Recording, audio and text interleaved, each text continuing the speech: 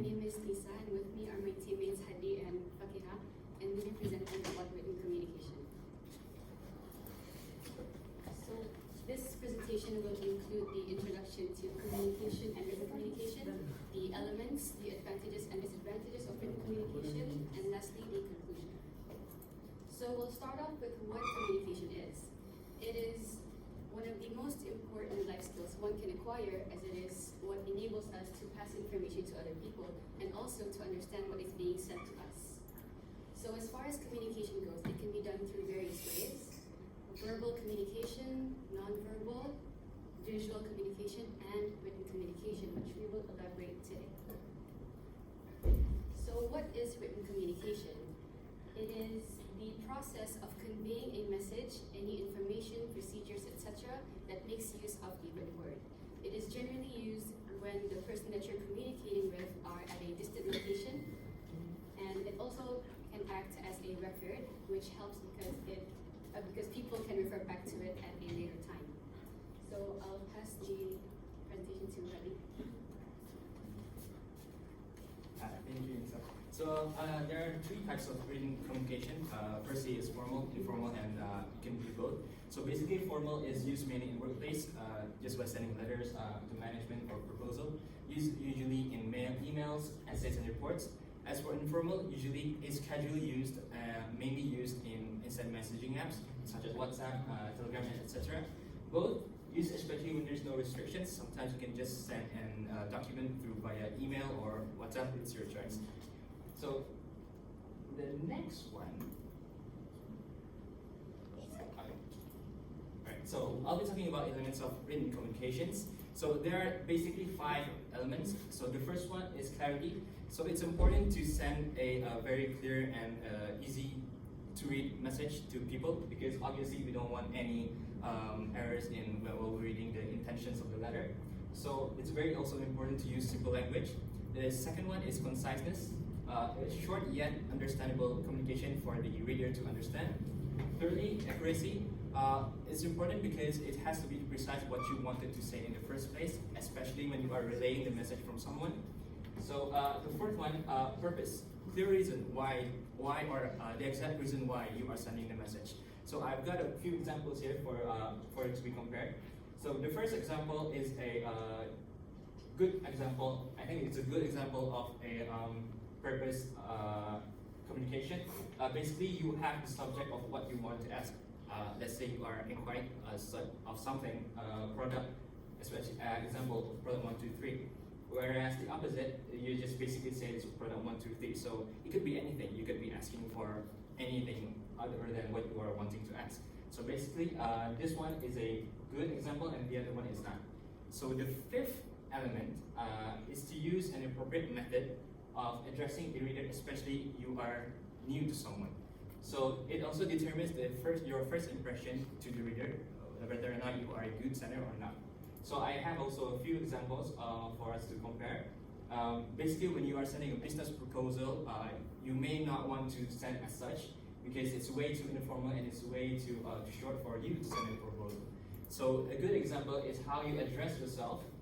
Probably you can say just, example, you are doing well. You just address how the day is or the weather. And also you say you want to have an extension of business connection. So the next time you can just say schedule a meeting, or maybe you can just revert back to the sender whenever he is free. So basically the left one is not a good example, the right one is a good choice. So the next slide I'll be passing up to Faqehah.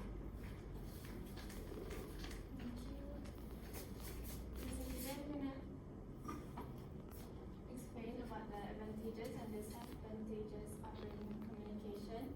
So first of all, it's easy presentation of complex matter, because it's the best way to represent complex matter easily and attractively, such as sending graphs, data, and diagrams, such as pictures. And then it creates a permanent record. So when it is needed, important information can easily be collected or referred back from the preserved documents, and it is necessary for legal and binding communication. Next, it prevents wastage of time and money. Written communication, without meeting with each other, the communicator and communicatee can exchange their views. Next is accurate presentation.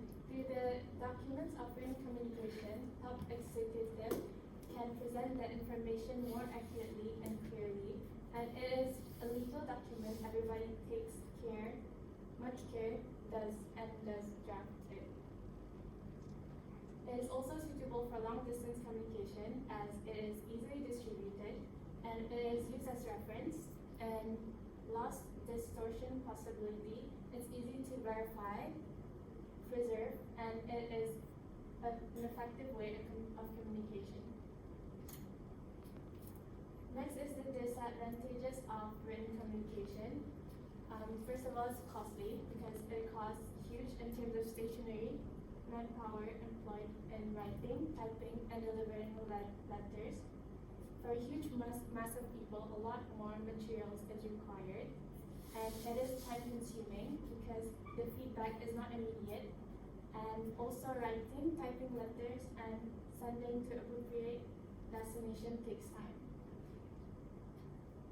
It also requires great skills and competencies in language and vocabulary use. Poor writing skills and quality have a negative impact on you or the organization's reputation. They can create negative first impression about your intelligence and level of care, such as misspellings, grammatical mistakes, missed words, messy delivery, and incomplete work. And it can also result in communications which we want to avoid. The feedback is also not instant, so communication response is delayed until reader responds. Written communication is less flexible and cannot be changed immediately should there be any error or if clarification is required. It is also not effective in case of emergency because for an emergency and urgent reply. To conclude all of this, we need to utilize full potential of written communication and match the appropriate communication method to the recipient. We need to also eliminate excessive and unnecessary communication, which will improve our workflow. And mastering these skills will improve your ability and enhance your career.